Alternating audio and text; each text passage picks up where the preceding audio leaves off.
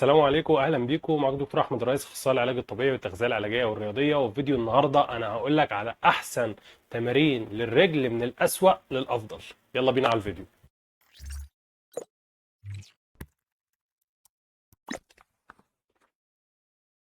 احنا كنا عملنا سلسله حلوه كده بنتكلم فيها عن التمارين من الاسوأ الى الافضل. كنا عملنا تمارين الصدر، وهتلاقي التمارين كلها موجوده على القناه، فانصحك انت تروح تتفرج عليها. وهيطلع لك برضو هنا فيديوهات احنا كنا عملناها قبل كده عن السلسله دي. في فيديو النهارده هنتكلم عن الرجل. الرجل كبيرة، عضلة كبيرة جدا، فهنتكلم بس عن الأماميات أو الكوادريسبس. واللي يهمني إن أنت تعرف إن عضلة الكوادريسبس ديت الوظيفة بتاعتها إن هي بتفرد الركبة، بتخلي ركبتك تتفرد أو تعمل حاجة اسمها ني اكستنشن. تعمل وظائف تانية طبعا، وهي عضلات كتير مختلفة، بس ده الوظيفة اللي أنا عايزك تعرفها عشان عليها كل التمارين أو أغلب التمارين اللي هتلاقيها لتمرينة الرجل أو تمارين الأماميات بتاعة الرجل. وندخل في أول تمرين معانا وهو اللانجس أو الطعن. تمرين مشهور جدا اللي انت شايفه في الصوره دوت. التمرين دوت احنا هنقيمه على حسب الامان والتاثير على العضله. اول حاجه الامان، التمرين دوت محتاج منك توازن كويس لانك بتقف على رجل واحده. فلو انت كان عندك مشاكل في التوازن، كان عندك اصابه قبل كده في الركبه في الانكل، فمش هيبقى احسن تمرين ليك. مش هتعرف ان انت تكمل التمرين او تشيل اصلا وزن تقيل ياثر على العضله في التمرين. فمحتاج منك توازن. فالامان هنديه في التمرين دوت 6 من 10. طيب التأثير على العضلة، التمرين دوت تأثيره ايه على العضلة؟ هل بيأثر فعلا على العضلة وبيتارجت العضلة ديت بصورة كبيرة جدا، واقدر ان انا ازود فيها اوزان وابقى جامد فيه وابقى بحس بتحسن كل مرة في التمرين دوت؟ لا. التمرين دوت للاسف انت ايدك بتتعبك قبل ما رجلك تتعبك، لان طبيعي عضلات الدراع اصغر من عضلات الرجلين، فمش هتقدر انت تشيل وزن تقيل وتعمل التمرين ده. خد بالك ان انا مش بقول التمرين وحش، انا برتب لك التمارين بحيث ان انت تبقى عارف تمرينتك تبقى فعالة ازاي. ايه التمارين اللي فعلا تختارها وتبقى عارف ان هي فعاله جدا، وايه التمارين اللي ممكن تخليها اختيار تاني او ممكن تنهي بيها التمرين. فاللانجز ممكن تنهي بيه التمرين لانه كده معانا في المركز الاخير. انا هبدا من الاقل للاحسن، من الاسوأ للافضل. فاللانجز زي ما انت شايف كده التقييم بتاعه الامان 6 من 10، والتاثير على العضله هنديله برده 6 من 10. هندخل على التمرين التاني وهو الدمبل دروب سكوات. التمرين ده مشهور جدا باسامي كتير مختلفه، يعني نادر ما بتلاقي حد بيقوله بالانجليزي، بس على حسب بقى المنطقه اللي انت فيها. المهم ان هو التمرين اللي انت شايفه في الصوره ده بيفرق على التمرين اللانجز او الطعن ان انت بتقف برجلينك الاثنين، وطبعا بيأثر معانا على الضمه اكتر وبيأثر مع عضلات الكوادريسبس كلها عامه يعني. بس التمرين ده الحلو اللي فيه انه امان اكتر من الاولاني، لان انت مش بتحتاج توازن كتير، مش بتحتاج ان انت هتميل برجلك. ممكن رجلك تخونك في مره تخشي شمال شويه يمين شويه، بس التوازن عامه احسن لانك بتبقى واقف على رجلينك الاتنين. هل هنديله درجة أعلى في الأمان؟ هنديله 7 من 10 في الأمان، أحسن من التمرين الأولاني.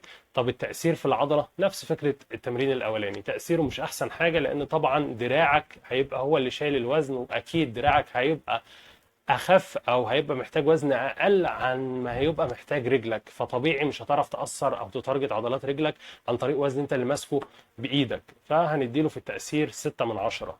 يبقى زي ما أنت شايف ده تقييم التمرين التاني معانا. التمرين التالت معانا وهو الليج اكستنشن، مشهور جدا جدا جدا. في ناس تقول له تبادل الرجل، بيقارنوه بالبايسبس كيرل.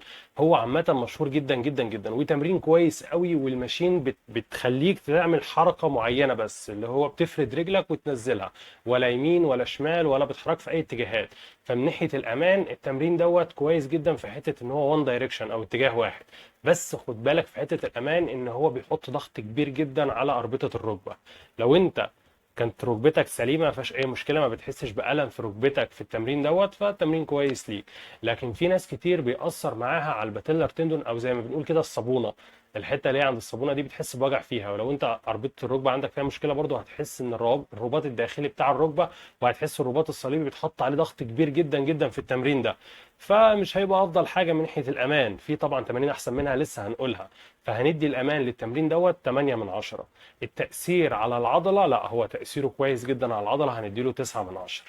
فزي ما انت شايف ده تقييم الليج اكستنشن. رابع تمرين معانا وهو الهاك سكوات. التمرين ده او الماشين دي لما بشوفها في جيم انا خلاص كده اعتبرني اشتركت في الجيم دوت، لان الماشين دي انا بحبها جدا جدا. امان، بحيث ان هي بتخليك تتحرك في دايركشن معين في اتجاه واحد، وطبعا تبقى واخد بالك ان رجلك ما تخشش منك لجوه عشان ما تعملش اصابه لنفسك. كل اللي عليك بس ان انت تحافظ على ركبتك في نفس الاستقامه بتاعه جسمك. وبيعتبر كمان التمرين دوت كلوز تشين اكسرسايز، يعني جذعك هو اللي بيتحرك على اطرافك من تحت، فامان جدا ليك. فانا بديله من ناحيه الامان 9 من 10، ومن ناحيه التاثير على العضله فالتارجت بتاعه كويس جدا، لولا ان هي حاجه صغيره بس ان في الميكانيكس بتاع الجسم الوزن بتاع الماشين بيبقى وراك في ظهرك، فبيأثر معانا على الجلوتس وبيأثر معانا على الهامسترنج بصوره برضو كويسه. فيعني مش بيتارجت الاماميات لوحدها، لا بيأثر على الهامسترنج وبيأثر على الجلوتس.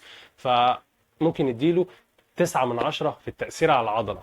لكن التمرين الاخير معانا هو اللي 100%. فزي ما انت شايف كده ده التقييم بتاع الهاك سكوات. طبعا انصحك ان انت تبدا بيه تمرينك، ما فيهوش اي مشكله، تمرين كويس جدا. خامس تمرين معانا وده افضل تمرين من وجهه نظري واحسن تمرين، ولو بدات بيه تمرينك هتبقى وحش، ولو استمريت عليه هيخلي الكوات بتاعتك قد كده. تمرين كويس جدا جدا وهو البيلت سكوات. وركز معايا في البيلت سكوات ماشين، او اللي هو زي ما انت شايف في الصوره كده، اللي هو بيجيب وزن وبيربطه تقريبا عند وسطه كده وبيشيل الوزن وبيقعد، بيرفع وبيقعد.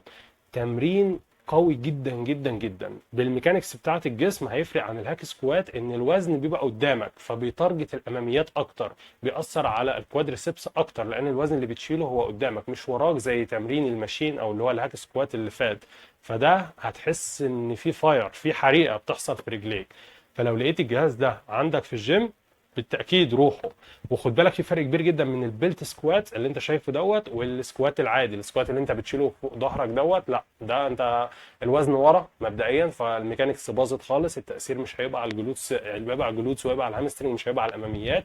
كذلك لو انت عملت فرونت سكوات اللي هو البار قدام، الوزن هيبقى فوق وهيأثر على الاماميات، بس كتفك هيوجعك، ولو انت ما عندكش مرونه في ايدك مش هيبقى احسن حاجه ليك. فالبيلت سكوات فظيع، هيريح لك ايدك، ما فيهوش اي مشكله. انت بتطلع بالاماميات وبتنزل. تمرين 10 من 10 في الامان، وبديله برضو 10 من 10 في التاثير. وانصحك طبعا تبدا بيه تمرينا. زي ما انت شايف ده تقييم البيلت سكوات.